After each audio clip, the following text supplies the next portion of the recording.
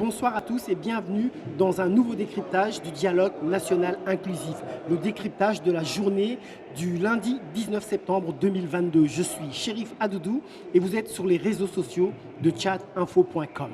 Nous allons parler aujourd'hui de ce côté lancinant, de ce côté inutile, de ce côté un peu brouillon des travaux du dialogue national inclusif depuis quelques jours avec notre invité de ce soir qui est Baptiste Jean-Pierre, un médecin pneumologue, un ancien donc fonctionnaire de l'Organisation mondiale de la santé. Il est ici participant du dialogue national inclusif au titre de Tchadien de la diaspora. Il est un des 32 membres donc des Tchadiens de la diaspora au sein donc du dialogue national inclusif. Le dialogue en lui-même était censé donc régler les grandes questions qui allaient régir le cours de notre République pour les prochaines années, à savoir les institutions, la Constitution, la réforme de l'armée, et puis plus tard donc parler un peu des organes qui vont diriger la suite de la transition, l'éligibilité ou l'inéligibilité de certains. Mais que viennent faire les questions sociétales et les questions structurelles qui pourraient tranquillement être gérées par un futur gouvernement? Aujourd'hui, j'ai passé 3 heures dans la salle. C'était, comme je vous l'ai dit, ennuyant, lancinant, inintéressant. Lorsque l'on vous parle, par exemple, des rapports entre un commandant de brigade et les éleveurs, ou alors d'un préfet, d'un sous-préfet, avec les enseignants, qu'est-ce que ces questions viennent faire dans un dialogue national inclusif qu'on a présenté aussi important pour parler de sujets capitaux? Ces sujets-là, comme les questions sociétales, sont très importantes, certes, mais elles sont accessoires par rapport donc à tout ce que l'on doit gérer en amont. Baptiste Jean-Pierre, bonsoir. Bonsoir, M. Adoudou. Quel est votre point de vue par rapport à mon petit coup de gueule? Je pense que là, vous avez entièrement raison. Moi personnellement, je me suis plus qu'ennuyé ces 2 derniers jours, disons surtout aujourd'hui, avec les questions sociétales, parce qu'on était rentré vraiment dans des mini-détails qui auraient pu être réglés. Alors qu'on attend plus de grandeur dans ce dialogue. Exactement. La journée, par exemple, d'hier et d'avant-hier, où on a parlé de réconciliation, de paix et tout ce qui s'ensuit, au moins, on a touché du doigt le concret. Nous, en tant que pour moi, les questions structurelles et les questions sociétales, donc au moins 2 des 5 thématiques devraient être annulées tout simplement. Oui. Et peut-être que les 3 restantes pouvaient être regroupées en 2 thématiques. Oui.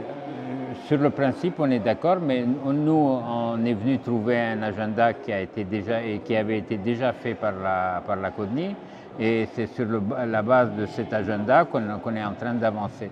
Mais ce qui est sûr, si vous parlez de la diaspora, nous on est venu avec une idée très claire.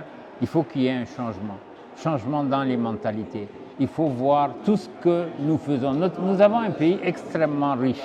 Nous avons un pays avec énormément de ressources. Énormément de ressources humaines et de ressources minières et tout ce qui s'ensuit. Et c'est inadmissible qu'au XXIe siècle, nous soyons un pays qui n'a ni eau, ni électricité dans la capitale. Vous avez la grande partie... Mais aujourd'hui, le changement de mentalité tel que vous le dites, ce n'est pas un dialogue qui peut le résoudre. Tout à l'heure, quand dans les questions sociétales, on nous parlait de l'honnêteté qui doit revenir. Mais c'était lunaire comme discussion, alors que, par exemple, les problèmes de détournement, c'est des questions qui sont liées directement à la justice. Qu'est-ce que ça vient faire dans les questions sociétales? Non, mais vous savez, chacun prend le thème à sa manière, à sa compréhension du thème. On ne peut pas tout gérer au niveau des questions sociétales parce que ce sont des questions qui sont hyper vastes et qui peuvent se résoudre à la longue avec un gouvernement qui a été... erreurs de les avoir intégrées de cette manière-là avec cet intitulé-là.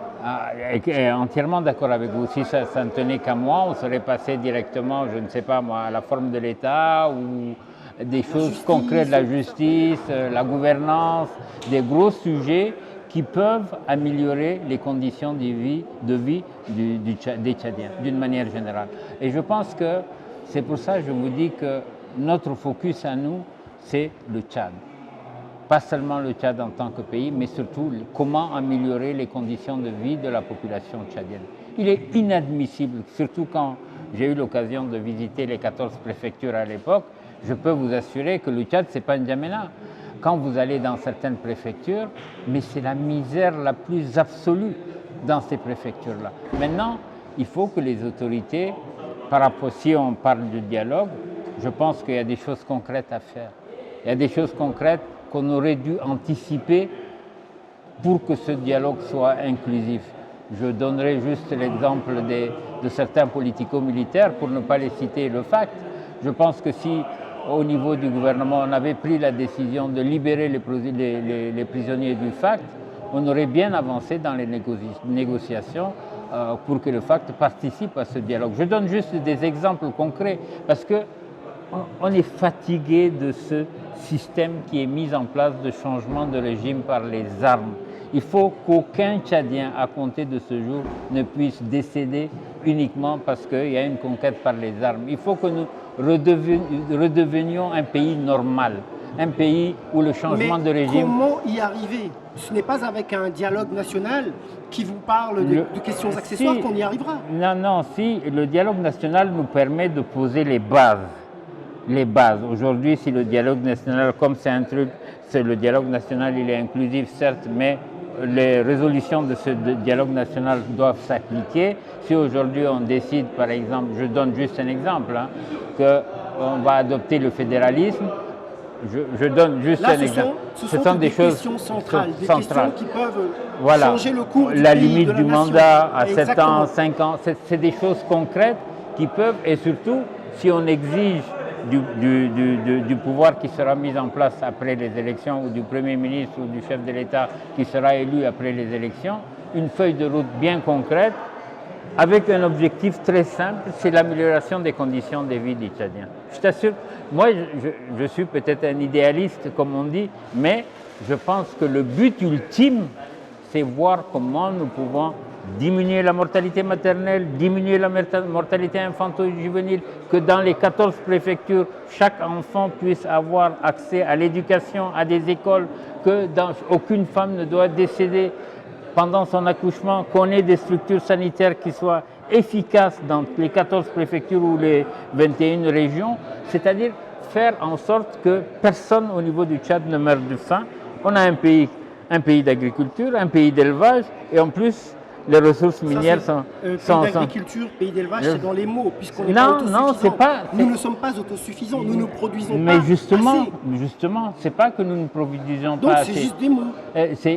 C'est-à-dire que nous avons actuellement, si vous prenez l'élevage, le plus grand nombre de cheptels dans la sous-région. C'est l'un des premiers pays de la sous-région. Et nous n'en faisons pas grand-chose. Bon, nous n'en faisons pas grand-chose. Pourquoi? Parce qu'il y a... Vous savez, c'est ça ce qui choque actuellement, ce qui me choque moi personnellement.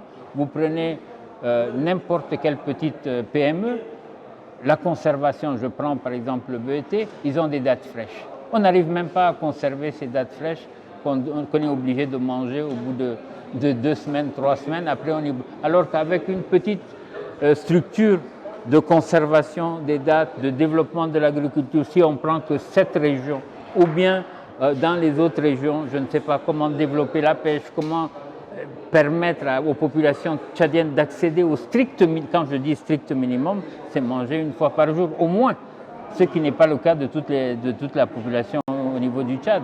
Donc il y a, à mon avis, je pense que je n'aimerais pas être à la place du président de la transition, parce qu'il y a tellement de choses à faire. Et le plus important, tant que nous ne changeons pas cette mentalité, tant qu'il n'y a pas un certain civisme, tant qu'il n'y a pas une amélioration de la gouvernance, nous allons revenir au point de départ. Le dialogue sera une réunion comme on l'a fait au niveau de la conférence nationale, sans que les résolutions ne soient applicables. Et ça, on n'en veut pas. On n'en veut pas. On veut vraiment que les choses changent au niveau de ce pays, qu'on puisse devenir un pays normal, qui a de l'eau, qui a de l'électricité, que tous les Tchadiens puissent avoir accès à l'eau, à l'électricité. Vous le voyez, dans la capitale, il y a des coupures de courant. Est-ce que vous trouvez ça au XXIe siècle, 62 ans après l'indépendance? Voilà, je disais tout à l'heure, ça, ce sont des questions qui seront résolues par un futur gouvernement ou par des futurs gouvernements. Ce n'est pas vraiment les questions qu'il faut donc gérer en plein dialogue. Mais il faut le mettre sur la feuille de route du futur. Bien sûr. Donc le dialogue national inclusif et souverain s'essouffle.